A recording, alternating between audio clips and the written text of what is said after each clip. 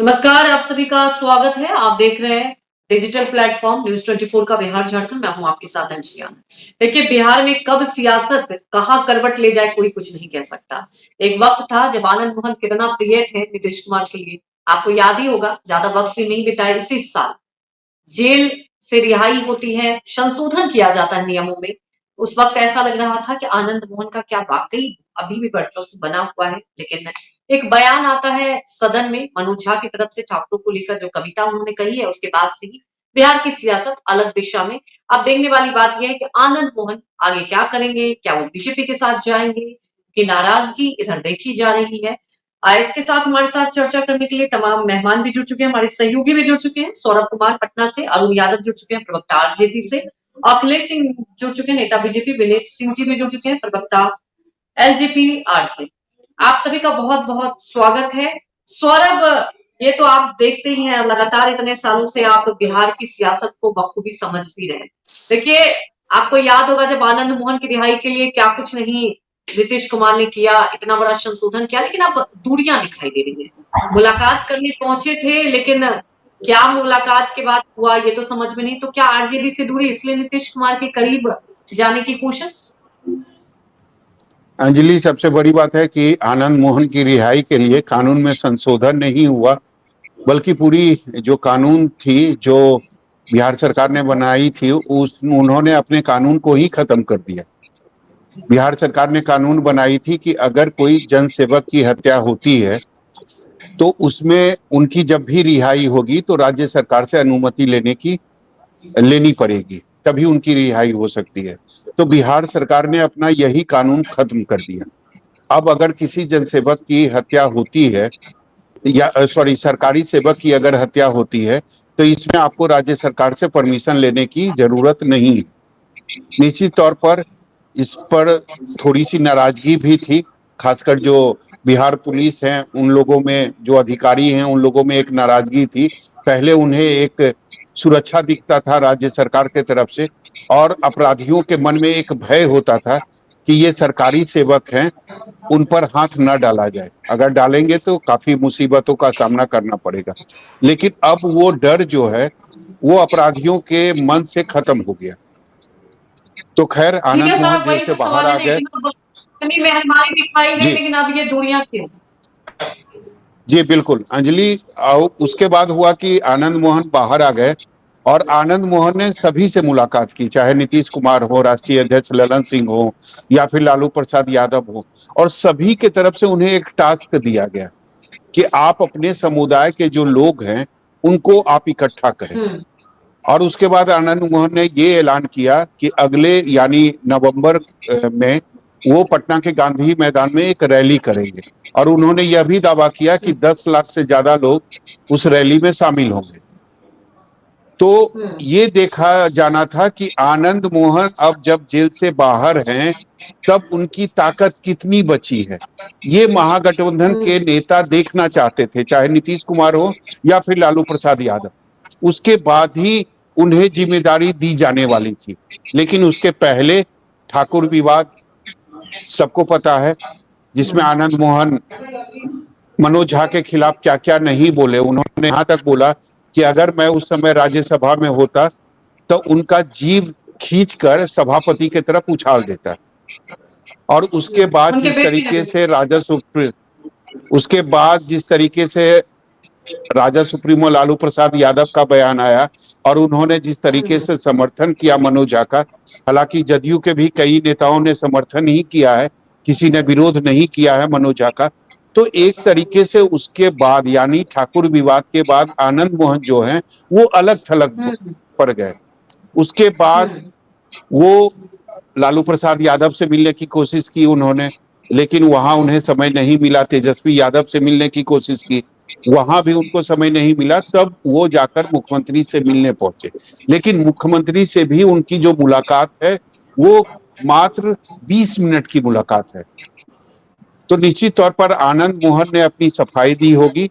और ये भी खबर आ रही है कि जो जातीय आधारित जो गणना है उसमें जिस तरीके से राजपूत जाति की जो संख्या कम है, उसको लेकर भी आनंद मोहन ने अपनी आपत्ति दर्ज करवाई है मुख्यमंत्री के पास। लेकिन ये निश्चित है कि मौजूदा समय में आनंद मोहन और महागठबंधन के बीच दूरी जरूर नजर आ रही है, लेकिन सब चीज निर्भर करता है आनंद मोहन की जो नवंबर में बिहार की राजधानी पटना के गांधी मैदान में जो रैली होने वाली है, अगर उसमें ज्यादा आपकी जरूरत है। बिल्कुल सौरभ, बिल्कुल सही आपने यहाँ पे बताया कि देखिए अभी नवंबर से बहुत कुछ तय हो जाएगा, लेकिन राजनीति यही तो है। ये आपने जो एक कोट किया कि देखिए जो अभी जाति गणना आई है और आपने देखा कि यहाँ पर जो ठाकुरों की संख्या, उसके बाद बहुत कुछ बदल सकता है, समीकरण बदल सकता है। अरुण जी से इसका रिएक्शन लेंगे, लेकिन मैं पहले अखिलेश सिंह जी के पास जाना चाहती हूँ। अखिलेश सिंह जी, क्योंकि आनंद मोहन की बात की जाए तो अब जैसा कि हम लोग चर्चा करें, दूरियां दिखाई दे रही है। राबड़ी आवास पर तो गए, वक्त ही नहीं दिया गया, वहां से नाराज होकर कुछ चले भी आए। अब नीतीश कुमार से मुलाकात हुई, अब महागठबंधन में नीतीश जी हैं तो नीतीश जी भी दूरियां बनाएंगे। तो क्या बीजेपी के साथ अब आ सकते हैं आनंद मोहन? क्या आप लोग स्वागत करेंगे? क्योंकि यहाँ अग्रे पिछड़े की राजनीति तो बिहार में फिर से आप देख ही रहे चरम पर होगी, और ये तय आने वाले चुनाव में एक समीकरण साधने की पूरी कोशिश की जाएगी, क्योंकि अब तो गणना के आंकड़े भी आ चुके हैं। अखिलेश सिंह जी, नहीं, देखिए, समीकरण का जहां तक सवाल उठता है, भारतीय जनता पार्टी के पास तो विकास का समीकरण है। हम तो विकास के कार्यों पर, अपनी सेवा के कार्यों पर जनता के बीच जाकर और संगठन बल पर हम चुनाव लड़ते हैं, और इसलिए ये समीकरण हमारे लिए बहुत महत्व का विषय नहीं। समीकरण अपना जो होना होगा, जिनको समीकरण जोतना है, और समीकरण जोतने के लिए सब काम कर भी रहे हैं, वो करते रहे। लेकिन मेरा एक बात ये कहना है कि आनंद मोहन कहीं जाए, अभी भारतीय जनता पार्टी में आने का या इस तरह का कोई ऐसा तो कोई संकेत किसी ने कोई दिया नहीं है। उनसे नाराजगी हुई है, उसका कारण है अपना वो ठाकुर और ब्राह्मण वाला विवाद है। तो कभी दुबे वाला विवाद, तुलसीदास दुबे वाला विवाद, तो कभी ठाकुर वाला विवाद, कभी ब्राह्मण वाला विवाद। ये सब वो इतना जो है तो क्या कहते हैं कि जो कहा जाता है कि गंदी राजनीति, घिनौनी राजनीति करने का जो उनका ट्रेंड रहा है, जो उनका स्वभाव रहा है, वो अपना करते रहे हैं, वो करेंगे और इस तरह से लोगों को फंसाने का प्रयास करेंगे। लेकिन मेरा ये कहना है कि बिहार के अंदर ये 90 से 2005 का दौर चला गया, जब जातियों को लड़ाकर, जातीय उन्माद फैला करके और जातीय हिंसा करा करके, जिसमें जातीय हिंसा की बलि बेदी पर हजारों लोग कुर्बान हुए, वो अब बिहार नहीं है। और मैं समझता हूँ कि वो भारतीय जनता पार्टी नहीं है। भारतीय जनता पार्टी ने भी अपनी ताकत बढ़ाई और भाजपा जातीय गणना तो आप लोग भी चाहिए थे ना, ऐसा तो नहीं था कि आप लोग नहीं चाह रहे थे जातीय गणना हो, ये तो आप लोग भी चाहिए। गणना की बात मैंने नहीं किया, मैंने अभी गणना की बात की ही नहीं है। आप गणना एक नया शब्द है, नया विकास की बात हो रही है, समीकरण। लेकिन अखिलेश सिंह जी, मुझे याद है जब रिहाई हुई थी आनंद मोहन की, पहले बीजेपी ने विरोध किया था, मुझे वो पूरा प्रकरण याद है। उसके बाद तमाम वरिष्ठ नेताओं का बयान आता है कि देखिए हम तो नीतीश कुमार की नीति के खिलाफ कर रहे हैं, आनंद मोहन ने तो ठीक है अच्छा काम किया। तो उस समय तो आनंद मोहन में लग रहा था कि ठीक है फायदा है, तो आप बिल्कुल नहीं। जो नीति थी, अभी जो सौरभ जी ने बताया, सुनिए, सौरभ जी ने जो बताया कि कानून में संशोधन हुआ था, उस कानून के संशोधन के हम लोग भी खिलाफ थे, और हम लोगों ने सुशील मोदी जी का बयान आप देखिए, कई ऐसे बयान है। लेकिन आप लोग आनंद मोहन पर खुल के नहीं बोल रहे थे अखिलेश सिंह जी, कानून के तो खिलाफ थे आप। समझ लीजिए, सुनिए, मैं उस समय क्या बयान आया था, मैं उसको आज फिर दोहराने की जरूरत नहीं है। अगर आपको याद नहीं है तो सौरभ जी बिहार से बिल्कुल कनेक्ट है और उनको सब पता है कि मुझे पूरा एक बयान याद है सिलसिलेवार तरीके से कि कैसे पहले गिरिराज सिंह का बयान आता है, उसके बाद कैसे बयान, तो मुझे एक बयान सिलसिलेवार तरीके से याद है। आप मेरी बात सुनी नहीं है, आपने मेरी बात को पूरा सुना नहीं है। मैं फिर कह रहा हूँ, ये कोई विषय नहीं है। आप चाहे जितना ये प्रयास, सुनिए ना, ये कोई विषय नहीं है। आनंद मोहन जी कहीं जाए, उनकी इच्छा, भारतीय जनता पार्टी में आने ना आने का अभी कोई चर्चा नहीं है, ये कोई हमारे लिए विषय नहीं है। भारतीय जनता पार्टी शुद्ध रूप से जातीय राजनीति से दूर रह करके सेवा काम से, और जो उसकी राष्ट्रवादी नीति है, अपने संगठन पर काम करती है। हम विकास के काम के मुद्दे पर काम करते हैं और उसी से जनता का वोट लेते हैं। और इसलिए मैं फिर आपको कहना चाहता हूँ कि जो लोग बिहार के अंदर जातीय हिंसा करवाए, जातीय उन्माद करवाए, नरसंहार कराए, वो उसी प्रकार से उसी दिशा में बिहार को ले जाना चाहते हैं। मेरा कोई ट्रैक रिकॉर्ड नहीं है, हमने कभी ऐसा नहीं किया है, जातीय राजनीति हमारा आधार नहीं है और इसलिए वो अपना उनका जो है वो करेंगे, लेकिन हमारा साफ साफ मानना है कि हम बिल्कुल वो जहां आनंद मोहन जी का विषय अभी नहीं है, लेकिन कुल मिलाकर के राष्ट्रीय जनता दल यूनाइटेड जिस प्रकार से बिहार के अंदर लोगों के अंदर खाई करके पोलराइजेशन का जो प्रयास कर रहा है वो बिल्कुल नहीं होगा। इन लोगों ने हिंदू समाज को पोलराइजेशन करने का प्रयास किया, वो भी नहीं होगा।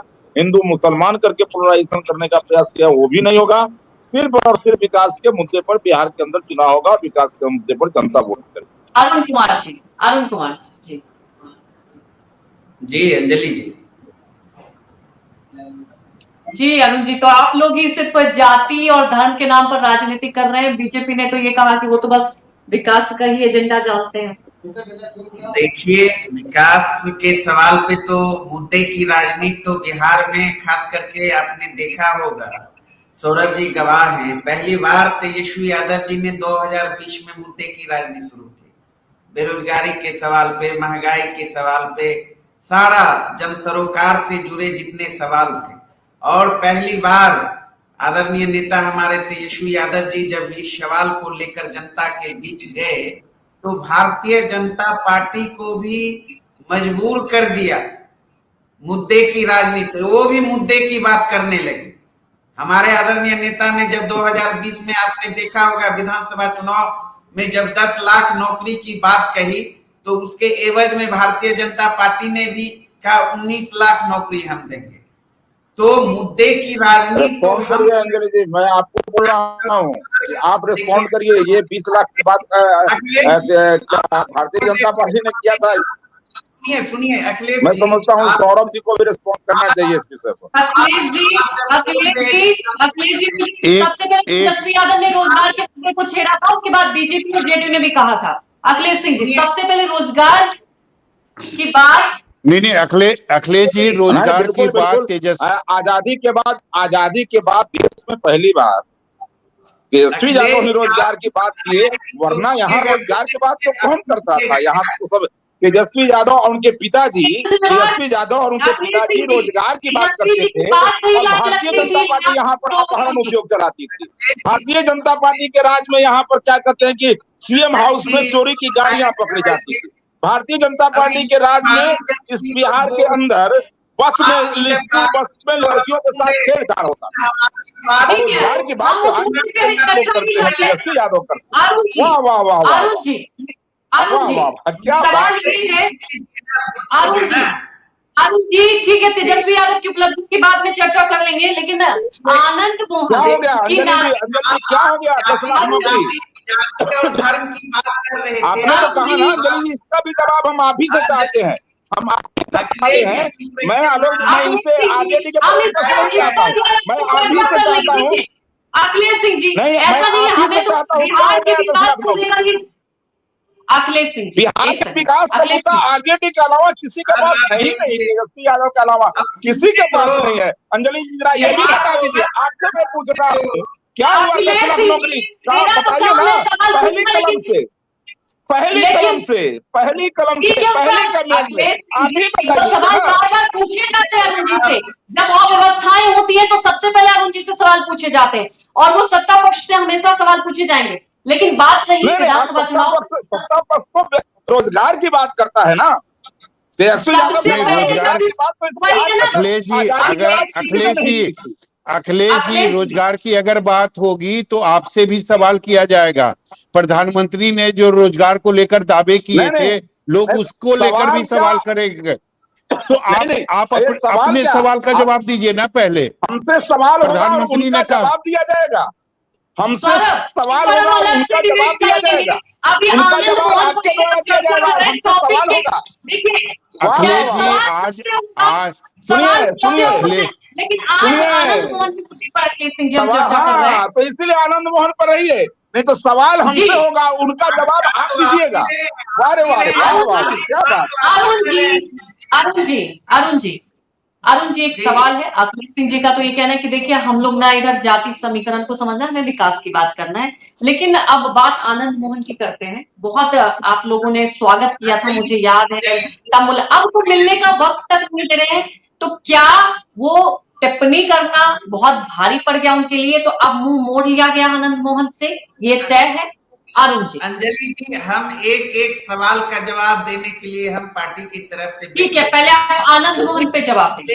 लेकिन हम अपने साथी जो हमारे भारतीय जनता पार्टी के यहाँ प्रतिनिधि बैठे हुए हैं, जो उनका सवाल था, एक बोल रहे थे कि भारतीय जनता पार्टी जाति धर्म की राजनीति नहीं करती, विकास की राजनीति करती है। मैं तो इनके नेताओं ने ही कल मंच पे आप लोगों ने चलाया भी, पूरा आप ही के चैनल पे देख रहा था, ये रूढ़ी साहब ने कहा, राजीव प्रताप रूढ़ी 1-5 में लीडर में से आते हैं बिहार में, अगर देखेंगे। अरुण जी मुद्दे पर रहिए। अरुण जी, आनंद मोहन की बात हो रही है, आनंद मोहन की बात कीजिए। चर्चा कर लेंगे, वो तो हमने अलग से चर्चा किया, लेकिन अब ये आनंद मोहन के चर्चा पे अरुण जी आप दे दीजिएगा। जाति की राजनीति करने लगी है, ठीक है। जाति की राजनीति तो देखिए आप तमाम राजनीतिक दल कर ही रहे अरुण जी, लेकिन सवाल में पूछिए, उसका जवाब लगता है आपके पास है नहीं क्या? आनंद मोहन को लेकर क्या स्टैंड है? आपका क्या सवाल है, बताइए। आनंद मोहन को लेकर क्या स्टैंड है, जल्दी। अरुण जी, अचानक क्या हो गया कि आनंद मोहन का ना शकल है ना अक्ल है? आपके नेता ये कहा कि आनंद मोहन का तो ना अकल है ना अकल है, वो जो बातें बोलता है उसका कोई मतलब भी नहीं है। इतनी नाराजगी आनंद मोहन से क्यों हो गई? गजब बात, कब उनसे गले मिल रहे थे, अब गले नहीं मिल रहे हैं? आप बता दीजिए, कब बातचीत हो रही थी, अब बातचीत नहीं हो रही है? आपने पूरा कानून अरुण जी आप लोगों ने पूरा कानून ही खत्म कर दिया। आनंद मोहन के रिहाई के लिए आप लोगों ने पूरा कानून ही खत्म कर दिया। आनंद मोहन जी, उसमें 26 लोगों की रिहाई हुई है, उनकी रिहाई आनंद मोहन की वजह से तो की ना, बदलाव तो आप लोगों ने आनंद मोहन के लिए किया। देखिए, अब इस बात से आप मुकर नहीं सकते कि एक वक्त था, पूरी तैयारी, पूरा स्वागत, लेकिन अब ऐसा क्या हो गया? आखिर कविता पे टिप्पणी करना उनके लिए भारी पड़ गया। अरुण जी, क्या अब आरजेडी ने तो मुंह मोड़ ही लिया, नीतीश जी ने भी मुंह मोड़ लिया है आनंद मोहन से? अरुण जी देखिए, आरजेडी अब कविता और क्या, वो तो अपना कुआं खानने में लगे हुए हैं, वो कुआं खोद रहे हैं अपने तरीके से स्वतंत्र हैं राजनीति करने के लिए।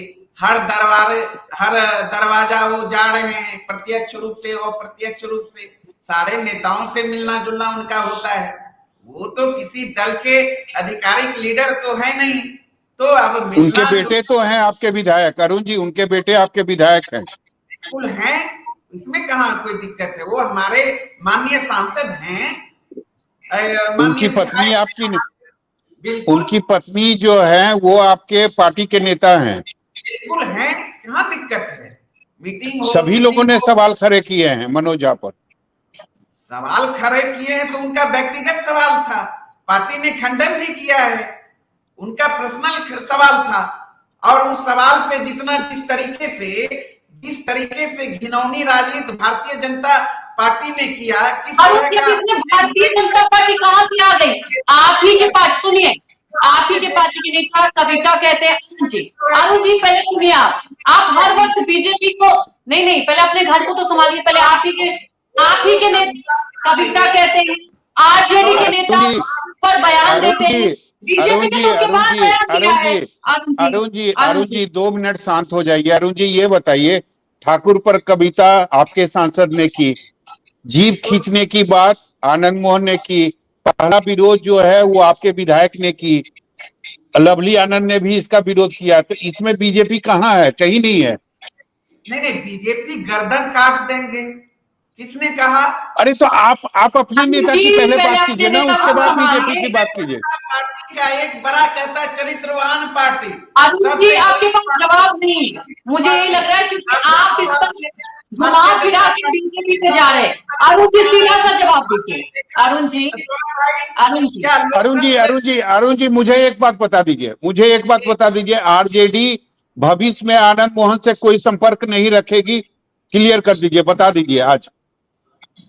आनंद मोहन जी से संपर्क नहीं रखेगी मतलब ये कौन सा सवाल है? नहीं, आने वाले दिनों में आप उनकी मदद नहीं लीजिएगा, उनके जो नेता हैं या उनका जो परिवार है वो आपके मंच पर नजर नहीं आएंगे? ये तो अब समय और परिस्थिति और राजनीति है, वो तो तय नहीं, आनंद मोहन आज अगर आपके लिए इतने बुरे हैं, राजनीति के हिसाब सौरभ ने जवाब दे दिया कि जैसे राजनीति में कहते हैं ना कि कब फायदा होगा उसी के हिसाब से क्या कुछ पाया जाएगा। अखिलेश सिंह जी, कोई मतलब नहीं। क्या वाकई आपको लगता है कि आनंद मोहन की स्थिति अभी ऐसी है कि महागठबंधन को ये लग रहा है कि ठीक है अभी बहुत ज्यादा उनके लिए वो मैटर नहीं करते? क्योंकि देखिए बयान दिया, वो मिलने भी गए, बयान के बाद जो गहमा हुई उसके बाद मुलाकात करने गए, वक्त नहीं दिया। अब नीतीश कुमार से भी मुलाकात हुई तो उसके बाद कुछ निष्कर्ष नहीं निकला कि हाँ नाराजगी दूर हुई।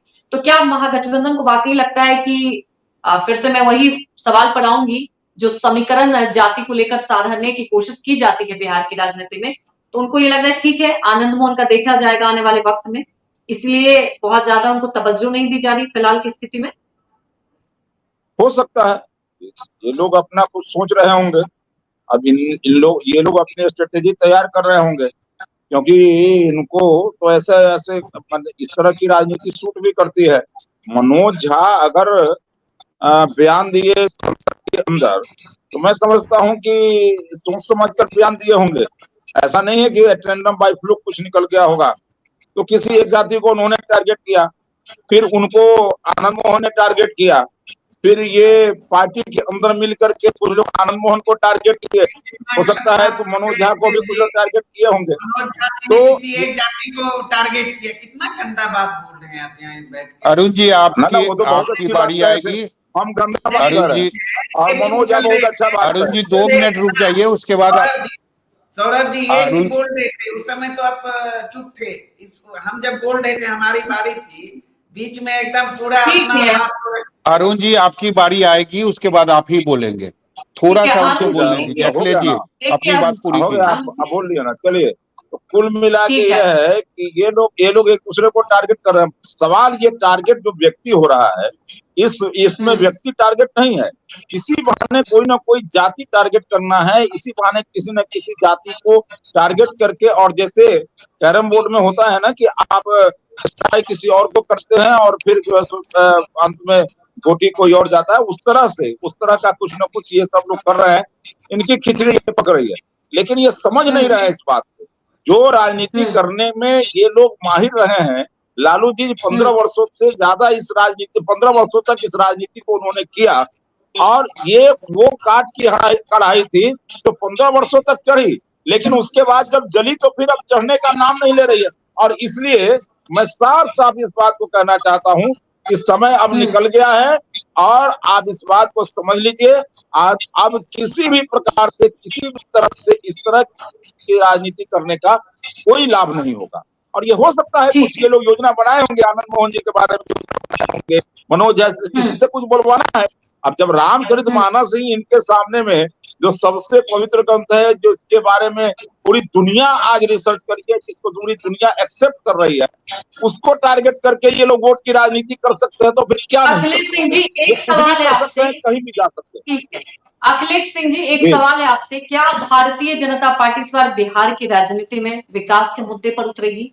ये बिल्कुल तय है? बिल्कुल विकास के मुद्दे पर उतरेगी, और हम फिर कह रहे हैं बिहार के अंदर जो भी मुद्दे होंगे वो विकास के ही मुद्दे नहीं होंगे, और विकास के मुद्दे पर ही हम देशों की चुनाव लड़ेंगे। दूसरा कोई मुद्दा नहीं। तमाम सहयोगी दल, उत्तर प्रदेश की भी बात करें, जब बिहार में जातीय गणना हुआ तो यहाँ भी मांग उठने लगी। आपके सहयोगी दल ने ही, दो सहयोगी दल ने ये बात खुलकर बोली कि हम लोग चाहते हैं कि जातीय गणना हो। तो ऐसे सहयोगी दल को आप कैसे समझाएंगे? क्योंकि आप बिहार से ये जो निकला है ना 2024 के लिए एक बड़ा मुद्दा बन चुका है, ये आप भी बखूबी समझते हैं अखिलेश सिंह जी। तो इस बीच क्या बीजेपी कोई नया खाद उतारेगी? क्योंकि प्रधानमंत्री नरेंद्र मोदी ने तो एक एंगल दे ही दिया, उन्होंने सीधे तौर पर कहा कि एक तरफ कहते हैं कि जिसकी जितनी हिस्सेदारी उसकी उतनी भागीदारी, लेकिन मैं कहता हूं कि क्या सभी हिंदुओं को, तो क्या आप लोग हिंदू मुस्लिम एंगल लेकर चलेंगे? एक तरफ आप कहते हैं विकास, क्या वाकई ये कहने के लिए है या चुनावी मैदान में भी ऐसे उतरा जाएगा अखिलेश सिंह जी? नहीं, हिंदू मुस्लिम के एंगल का सवाल नहीं उठता, क्योंकि टारगेट हिंदू समाज को किया गया है और इसमें किसी न किसी प्रकार से हिंदू समाज के अंदर जो बिखराव हो और उसका हम लाभ लें, तो आप ये बात समझ सकते हैं पूरे देश के अंदर जिस प्रकार से माहौल बनाया गया, जिस प्रकार की घटनाएं घटी और निश्चित रूप से इसका दुष्परिणाम हिंदू समाज को भोगना पड़ा है। और ये अलग से एक विषय होगा जिस पर कभी बात हो सकती है, लेकिन आज का ये विषय नहीं है। इसलिए इस विषय को हमने जरूर कहा कि जो बांटने की साजिश है, ये बांटने की साजिश नहीं होगी, लेकिन इस जातीय जनगणना के का जो रिपोर्ट था, एक तो जिन लोगों ने कोर्ट में हलफनामा दिया कि इसको प्रकाशित नहीं करेंगे, इसको हम सिर्फ इसलिए करा रहे हैं कि इसी को ध्यान में रख करके विकास की योजना बनाएंगे, लेकिन ध्यान में रख करके विकास की योजना तो बनाना नहीं था, इसको तो प्रकाशित करवा करके और इसका चुनावी लाभ लेना था, इसलिए इन लोगों ने प्रकाशित किया। गांव उल्टा पड़ गया, गांव उल्टा पड़ गया, गांव उल्टा ये पड़ गया कि इसमें जो कई ऐसी जातियां थी जिनकी उपेक्षा हुई या उनका ये किया गया, और आरजेडी के दबाव में जिस प्रकार से किसी खास जाति और किसी खास धर्म को जो है सो की तवज्जो दिया गया और उनके लिए गलत रिपोर्ट दिया गया, उसका दुष्परिणाम हुआ कि आज ये दांव उनके लिए उल्टा पड़ गया है और पूरा का पूरा समाज को रिएक्शन ले लेते हैं।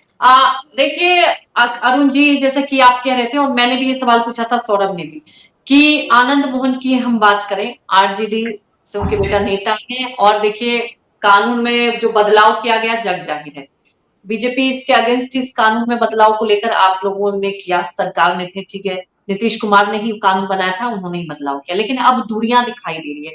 तो अरुण जी, क्या ये तो समझा जाए कि अब आनंद मोहन की बात की जाए तो क्या आप लोगों को लगता है कि आनंद मोहन अब आप लोग के लिए उतने महत्वपूर्ण नहीं है? क्योंकि फिर से देखिए उनकी जब रैली होगी उसका देखा जाएगा क्या कुछ समीकरण बनते हैं, तब तक आप लोग इंतजार कर रहे हैं। आखिर ये दूरियां आई क्यों? बयानबाजी हुई, आप कह रहे हैं कि बीजेपी ने आग लगाया, बयान तो आपके नेता ने दिया अरुण जी, उसके बाद जब आपने देखा कि उस बयान का विवाद भी आपके नेता ने किया आरजेडी की तरफ से, तो आरजेडी की अब क्या स्टैंड है आने वाले वक्त में? आनंद मोहन के लिए रास्ता नहीं है, रास्ता बंद है, दरवाजे बंद है, अरुण जी? देखिए, अब उनके लिए कभी खुला ही रास्ता नहीं था, व्यक्तिगत उनकी राजनीति अलग है, अपनी अलग है। आनंद मोहन कोई इशू नहीं है बिहार के राजनीति में भी नहीं, और ना तो राष्ट्रीय जनता दल के लिए। ये तो आप लोगों के लिए हो सकता है, भारतीय जनता पार्टी के लिए हो सकता है, एनडीए के लिए हो सकता है। और जहां तक चुनाव और विकास और मुद्दे की बात अभी गिना रहे थे, इन लोगों को जातीय गणना प्रकाशित होने के बाद तो भारतीय जनता पार्टी के तमाम नेता बिलबिला उठे, क्योंकि इनकी तो हकीकत सारी पोल खुलने वाली है, खुल गई है। और अब तो बिहार ने जो संदेश नजीर पैदा किया है, पेश किया है देश में, पूरे देश के हर राज्य में सवाल अब उठने लगा है। जी देखिए, ये बात हम कई बार डिस्कस कर चुके हैं जाति गणना को लेकर, लेकिन अखिलेश जी कह रहे थे मुद्दे की विकास की बात कर रहे थे। आपने क्या किया 9.5 साल में? आपने प्रोमिस किया था जी, हम टॉपिक पे ही टॉपिक मेरे सवाल का जवाब नहीं दे रहे। का जवाब हमने दिया, हम अब तो अपने साथी के सवालों का जवाब दे रहे हैं, देना मेरी मजबूरी है। वो सवाल किए हैं, आप कह रहे काट के हांडी बार बार नहीं, ये तो गलत आपका फॉर्मूला हो गया। यहाँ तो हम सरकार में हैं ही, 2024 में देश के गद्दी पर भी इंडिया गठबंधन की सरकार होगी, एनडीए वहां सत्ता से बाहर होने वाले हैं। लालू जी को प्रधानमंत्री बनाइएगा क्या? लालू जी को प्रधानमंत्री बनाइएगा क्या? देख लीजिए ना, लालू जी को प्रधानमंत्री बनाइएगा। वाले प्रधानमंत्री अब नहीं बनने वाले हैं। कितना सीट पर लड़िएगा? कितना सीट पर? ये बताना पड़ेगा। कितना सीट पर लड़िएगा? 2 करोड़ रोजगार नौकरी प्रत्येक वर्ष, महंगाई कम। अरे वो तो ठीक दिए है हैं, अरुण वो जी, तो हम दे इस दिए पर हैं। इस पर बहुत इससे अच्छे से चिंता मत चर्चा कीजिए, कीजिए, चुनावी अब जनता साल वोट है। भी दे रही है। सौरभ सौरभ से रिएक्ट लेते हैं। अरुण सिंह जी आपके पास आएंगे। सौरभ, जैसे कि आपने पहले ही बताया, अरुण जी आप तो आनंद मोहन पे कुछ कहने से भी बच रहे, मैं भी आपकी मजबूरी समझ सकती हूँ। आपके पक्ष में अरुण आने जी वाली नहीं है ठीक है, अखिलेश जी। आप बीजेपी को जवाब दे दीजिएगा, ठीक है। सौरभ, आपने पहले कहा कि महागठबंधन की तरफ से कहा गया कि रैली होगी, उसके बाद देखा जाएगा। तो सौरभ, जो अभी दूरियां दिखाई दे रही है, क्योंकि आपने देखा काफी तल की, क्योंकि आप आनंद मोहन की भी समझिए, उनका एक बैच है, उनका एक वर्चस्व है, अभी भी वोट बैंक है अगर ठाकुर समाज में बात की जाए। आंकड़े आते हैं, आप भी समझते हैं सौरभ, ये जातीय गणना जो आया है, जो रिपोर्ट आया, उसके बाद वाकई बिहार की राजनीति में अभी बहुत कुछ और देखने को मिलेगा। समीकरण अलग अलग तरीके से साधी जाएगी। तो सौरभ, क्या समझे आने वाले वक्त के लिए एक ये इशारा है? जी बिल्कुल अंजलि, सबसे बड़ी बात है कि अगर आनंद मोहन को लेकर अगर देखें तो आनंद मोहन के लिए दोनों दरवाजे खुले हुए हैं। अब ये डिपेंड करता है कि उनकी जो रैली नवंबर में होने वाली है वो कितना विशाल होगी। जिन जो आनंद मोहन ने दावा किया है कि 10 लाख से ज्यादा लोग या उस रैली में आएंगे या उससे ज्यादा भीड़ इकट्ठी होगी, अगर उस उतनी भीड़ इकट्ठी हो जाती है या उसके आधे भी अगर भीड़ इकट्ठी होती है तो महागठबंधन भी चाहेगा और एनडीए भी चाहेगा कि आनंद मोहन उनके पाले में आ जाए। उसके बाद आनंद मोहन को ये निर्णय लेना होगा कि उनको जाना किधर है। अगर ट्रैक रिकॉर्ड अगर आप राजपूत समुदाय का देखेंगे तो ट्रैक रिकॉर्ड हमेशा बीजेपी के पक्ष में रहा है। आनंद मोहन जेल से निकले हैं, महागठबंधन की सरकार ने उनकी मदद की है, तो हो सकता है मदद के बदले आनंद मोहन मदद करना चाहते हैं, इसीलिए शायद वो अभी महागठबंधन के साथ बने हुए हैं। लेकिन जिस तरीके से ठाकुर विवाद की शुरुआत हुई है तो हो सकता है कि आनंद मोहन के लिए एक रास्ता मिल जाए महागठबंधन से दूर जाने का, और हो सकता है आने वाले समय में वो एनडीए के साथ भी जा सकते हैं। उनके लिए दोनों दरवाजे खुले हुए हैं और ये भी तय माना जा रहा है कि आनंद मोहन चाहते हैं, कारण वो खुद चुनाव नहीं लड़ सकते हैं।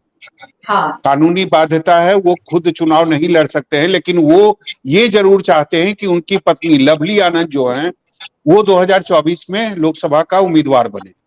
अब चाहे लोकसभा क्षेत्र शिवहर हो या वैशाली हो, लेकिन वो चाहते हैं कि उनकी पत्नी चाहे शिवहर से या वैशाली से लोकसभा का चुनाव लड़े। और बड़ी बात ये है कि दोनों रास्ते खुले हुए हैं। अब देखने वाली बात है सौरभ, कहां से कौन करवट लेगा, और आने वाले वक्त में वाकई बिहार की राजनीति में बहुत कुछ फेरबदल देखने को मिलेगा। आप सभी का बहुत बहुत शुक्रिया हमारे साथ जुड़ने के लिए। तो देखिए, बिहार की राजनीति की बात की जाए, भले ही कहा जाता हो कि ठीक है हम विकास की बात करते हैं, लेकिन एक जातीय समीकरण बहुत ज्यादा मायने रखता है और उसके बाद कदम भी उठाए जाते हैं। आज हम चर्चा कर रहे थे आनंद मोहन को लेकर। अब देखने वाली बात यह है कि आने वाले वक्त में क्या बीजेपी का रुख अपनाएंगे, बीजेपी उनका स्वागत करेगी, ये तो वक्त ही बताएगा। बहुत बहुत धन्यवाद।